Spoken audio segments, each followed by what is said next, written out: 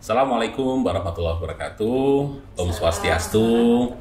Pemirsa podcast, ICIS Podcast. Kesempatan kali ini kita masih lanjut ya dialog di perhelatan ICIS ke-21 tahun 2002 di Bali. Dan kali ini saya punya tamu spesial sekali dan beliau adalah chair untuk sesi keynote kedua. Temanya memang berat, tapi obrolan kita ringan saja, kayak gitu. Beliau adalah Profesor Dr. Eka Sri Mulyani dari Universitas Islam Negeri Araniri, Banda Aceh, gitu ya. Assalamualaikum, Prof. Waalaikumsalam. Oh iya, sehat ya? Sehat. Alhamdulillah, gitu. Jadi ICIS kali ini di Bali agak spesial karena kita dapat ilmunya dan dapat healingnya nih. Jadi kita lihat hampir semuanya adalah destinasi wisata. Saya jangan kebanyakan healingnya. Iya. Itu kalau over healing juga nanti over budget juga. Bikin stres juga. Prof, tadi barusan sesi keynote speech yang kedua ini temanya adalah tentang religion, kemudian tentang government system, termasuk kaitannya dengan konsep and policy ya. Mungkin ada benang merah atau apa sih yang dibahas dalam sesi tersebut? Monggo, Prof. Iya, terima kasih. Jadi kalau kita lihat kan agama dan kehidupan beragama itu kan tidak terpisahkan ya dalam masyarakat kita ya, termasuk masyarakat di dunia lah ya secara umum. Dan ada perubahan-perubahan ya seiring dengan perubahan sosial, seiring dengan modernisasi dan lain sebagainya, migrasi, mobilitas masyarakat gitu ya. Jadi Muslim yang dulunya tinggal di satu tempat mungkin jadi berpindah tinggal di tempat yang lain. Yang dulunya mayoritas menjadi minoritas dan sebagainya. Nah, sesi tadi itu mencoba melihat kira-kira agama dalam konteks tata kelola ya, tata kelola. Kemudian dalam konteks kebijakan itu seperti apa ya. Jadi ada dua paper yang dipresentasikan oleh pakar dalam ahlinya dan dalam bidangnya. Ada Prof. Yuno Naka dari Keio University Jepang.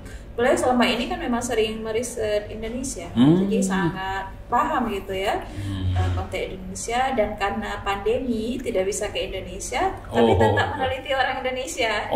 Meneliti jarak jauh ya betul. Yang ada di Jepang. Nah, kaitannya dengan tata kelola bagaimana? Tadi dalam salah satu sesi tanya jawab ya, ada pertanyaan tentang misalnya Muslim itu kan punya beberapa mazhab ya.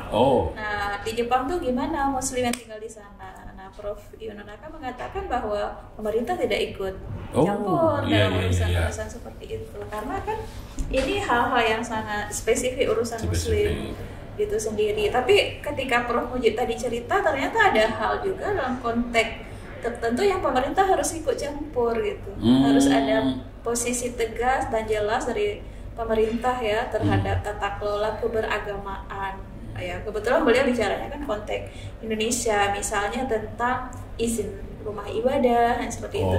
Karena kalau tidak ada kehadiran pemerintah dengan tata kelolanya kan konflik yang terjadi. Konflik komunal ya, masyarakat dengan masyarakat. Maka dalam konteks seperti itu ya pemerintah harus datang dengan kebijakan-kebijakannya, ada regulasi-regulasinya. Nah, jadi ini kan agak tricky ya, kapan harus berperan dan kapan tidak gitu. Betul. Karena nanti kalau pemerintah over dalam perannya itu beresiko juga. Kalau tidak berperan juga tidak beresiko juga. Iya betul. Nah, jadi tadi Prof. Mujib mengatakan selama ini Indonesia kan menerapkan jalan tengah. Jalan tengah yang terkesan kayaknya oke lah jalan tengah, karena kita kan sering mengatakan tengah itu yang paling ideal. Tapi ternyata jalan tengah itu juga tidak sederhana katanya. Jalan tengah yang tidak mudah ya. Tapi mission possible ya, bukan impossible gitu, masih mungkin. Artinya selama ini kalau kata AA Cims yang waktu di Mataram, modern Islam di Indonesia itu soft powernya Indonesia untuk konteks diplomasi global kan. Jadi konteksnya bagaimana berdiri dengan modern Islam. Betul. Bahkan Islam di Indonesia itu semacam branding yang bisa kita brand. Bahasanya Indonesia sudah menempatkan posisinya sebagai agama sebagai benar-benar rahmatan lil alamin, ya kan, dan pemerintah berperan di situ secara baik gitu kan. Neither secular nor Islamic country kan, jadi dia bukan sekuler tapi juga bukan bukan negara Islam. Negara Islam, Ya. betul. Tapi bahwa penduduknya Muslim gitu ya. Penduduknya Muslim. Cuma mentalitasnya tadi diingatkan oleh Prof. Mujib kan. Gimana? Ya, jadi kadang-kadang mayoritas tapi mentalitasnya minoritas begitu ya. Mayoritas secara kuantitas tapi minoritas secara kualitas. Jadi mungkin itu hal-hal yang perlu diantisipasi, bagaimana berpikiran terbuka ya, membuka ruang-ruang dialog, komunikasi, integrasi ya. Mungkin kalau di dalam konteks Kementerian Agama sekarang moderasi beragama itu kan sebenarnya kan konsep Islam wasatiyah ya. Kalau kita lihat dari masa ke masa kan bukan hal yang baru ya. Mungkin dulu Islam jalan tengah ya di masa Tarmizi Tahir ya. Ya, betul. Dan selebih itu di dalam konteks organisasi ormas-ormas Islam kan ada konsep Islam wasatiyah ya. Modern Islam. Dan tema moderasi beragama Islam wasatiyah kali ini sangat relevan untuk diangkat kembali ya, karena memang dinamikanya sudah berubah ya kan, beda dengan beberapa tahun yang lalu. Ini kan sangat kencang nih kan, turun ini kan. Prof, ini sebelum saya bertanya pertanyaan yang selanjutnya, saya ingin melihat Prof Yunonaka ini kan banyak meriset ya, masa beriset tentang Indonesia itu kan. Prof melihat bagaimana itu, apa itu para pengkaji keindonesiaan dari luar negeri itu, kalau mereka memandang Indonesia tuh kayak gimana sih sebenarnya? Itu kan unik ya. Prof sendiri kan juga sering kolega dari luar negeri itu kan juga banyak ya. Teman-teman para researcher ya dari luar negeri itu kalau melihat Indonesia itu bagaimana sih, Prof? Iya.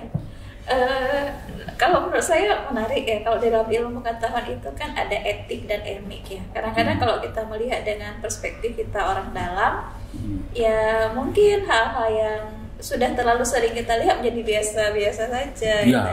Sensitivitasnya kan sudah tidak ada lagi. Nah, tapi ketika orang dari luar melihat, wah ini kayak sesuatu yang, wah kalau dikaji ini dengan cara seperti ini akan menemukan teman-teman yang mungkin ya memperkaya apa yang dilihat oleh orang yang selama ini meriset dirinya sendiri, masyarakatnya gitu. Nah, saya melihat kedua perspektif ini kan bisa saling melengkapi gitu ya. Nah, selama ini memang dalam kenyataannya paling sering orang Indonesia kalau kuliah di luar negeri risetnya balik lagi ke Indonesia. Balik ke Indonesia. Ya paling sering itu. Iya. Itu. Tapi kayaknya udah mulai ya. Kalau saya sendiri terakhir itu ketika meriset Muslim Indonesia di Korea. Di Korea Selatan ya. Itu kan sudah mulai merasa kayaknya kita perlu juga. Nah, dulu saya punya kolega orang dari Australia ya. Pernah kita terbitkan buku dengan Prof Aswa juga, diterbitkan di Rolex tahun 2014 kalau saya nggak salah. Nah, dia dosen di salah satu kampus waktu itu di Australia mengajak riset, ayo kita riset di kampungnya di Australia gitu. Itu kedengarannya menarik untuk saya karena selama ini kan kita selalu berpikir riset itu ya udah Aceh, Indonesia, Aceh gitu kan.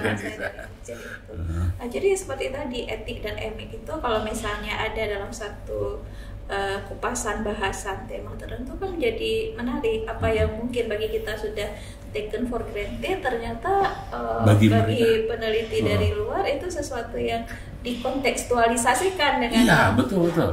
Ininya mereka, wah ini sesuatu yang bisa dikaji dari perspektif dan menarik untuk dikaji itu kan.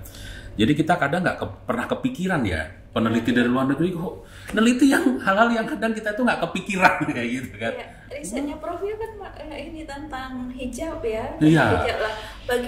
Bagi orang yang sudah lama tinggal di Indonesia, bagi manusia hijab itu ya pakaian. Iya biasa aja gitu kan. Tapi kalau dia bisa melihat dari aspek identitas misalnya kan. Dari model jilbabnya aja, hijabnya aja ternyata menyimpan makna sesuatu gitu kan. Kalau kita lihat ya udah biasa gitu, jilbabnya beda-beda. Itulah pemirsa podcast ya kan. Jadi kadang kita itu melihat ya perkembangan seperti yang dilakukan oleh Prof Yo ya, meriset melakukan penelitian tentang jilbab tahun 91 terus berlanjut sampai tahun 2020-an ini itu kan. Kita melihat hijab ya begitu-gitu aja. Tapi ternyata bagi seorang peneliti dari luar negeri ini menarik, kan? Mengapa transformasi itu terjadi ya? Dan hijab itu kan udah masuk ke ruang dulu gini. Dulu itu pakaian middle class ke atas itu ya dengan sanggul konde. Ya, masih ingat itu. Tiba-tiba sekarang kan ada tren perubahan gitu ya, dan tren perubahan dan sudah mulai dengan hijab. Nah kalau kita ya udah biasa aja, tapi memaknai itu sebagai sebuah perubahan, apa konteks yang melingkupinya, itu kan sesuatu yang kita kalau hanya melihat perubahan seperti yang biasa itu tadi ya tidak akan terpikir. Tapi ketika dikaji apa yang sedang terjadi, tren perubahan apa ini yang sedang terjadi, sampai ada tutorial hijab yang selebriti pakai hijab itu sedang ada dinamika apa, kan bukan hanya sekedar ini saja di balik-balik itu pas itu arti sudah mulai menjadi branding jilbab gitu kan, sesuatu yang dulu tuh nggak seperti nggak kepikiran untuk gitu. Jadi motivasi berhijab itu sendiri kan seperti apa gitu. Kita kalau hanya melihat tampilan, oh dia pakai jilbab sekarang, itu bahasanya udah. Tapi kalau misalnya digali motivasinya apa, ada sebuah pengalaman kebatinan spiritualitas di sana, atau ikut dengan teman, atau pernah pengajian terafiliasi kelompok mana yang gitu kan. Jadi menarik untuk diteliti, dan itu sudah dilakukan oleh Prof Yo ya. Jadi kalau saya melihat nih Prof, ternyata Indonesia itu bukan hanya destinasi wisata, tapi juga destinasi riset. Iya kan?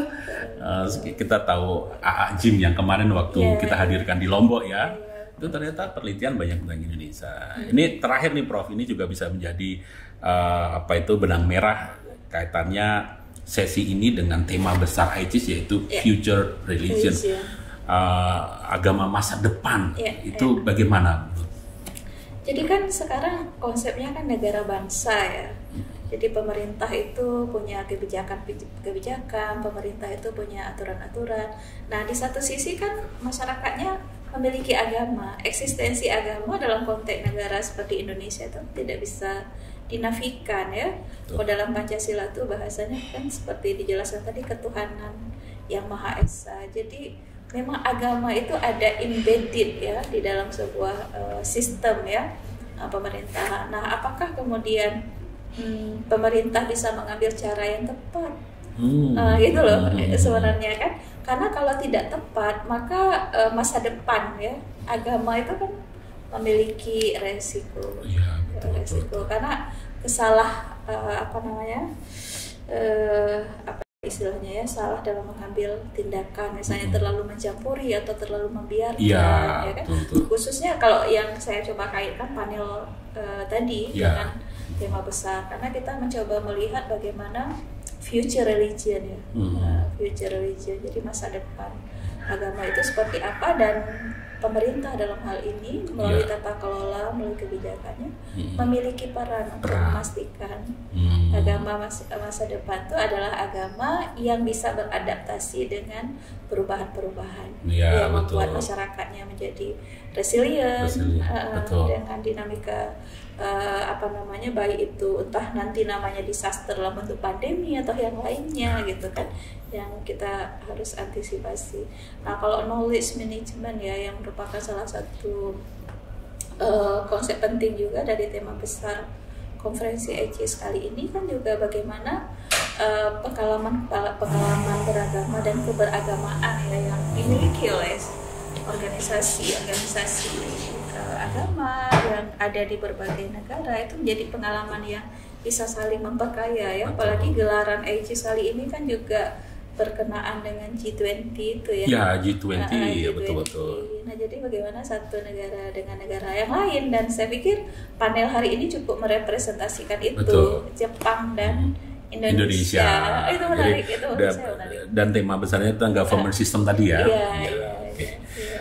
Baik Prof, ini kalau boleh saya ambil dalam bahasa yang berbeda, bagaimana relasi antara agama dengan pemerintah itu kayak orang sedang menaikkan layang-layang, ya kan? Di Jepang itu kan layang-layang juga jadi tradisi ya. Layang-layang itu kadang ditarik, ya kan, supaya dia terbang, tapi kadang juga dilepas, ya kan? Ditarik terus juga nggak bisa terbang, dilepas juga akan kehilangan arah. Jadi ada kalanya peran pemerintah itu juga menarik, kadang juga ngelepas, tapi semuanya harus terkendali gitu. Ruang-ruang ekspresi, toleransi, itu kan tetap harus ada, disediakan dan sebagainya. Support sistem pemerintah itu salah satunya kan harus menjamin Ya, betul. Aspek-aspek seperti itu, sehingga agama itu tidak menjadi radikal, Ya, itu yang menjadi penyebab teror. betul, itu yang seharusnya dihindari lah. Jadi agama sebagai inspirasi dan rahmatan lil alamin terus dihindari. Ya. Terima kasih Prof, waktunya bisa hadir di ICIS Podcast kali ini.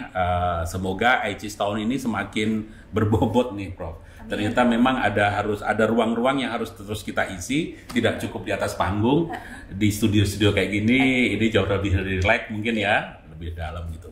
Terima kasih pemirsa ICIS Podcast. Selanjutnya nanti kita akan terus menghadirkan tamu-tamu spesial, baik dari dalam maupun luar negeri, dan tetap kita jadikan ICIS sebagai wahana kita bisa mengkaji bersama tentang studi keislaman dan ke-Indonesiaan. Terima kasih, sampai jumpa. Assalamualaikum warahmatullahi wabarakatuh. Salam. Dadah.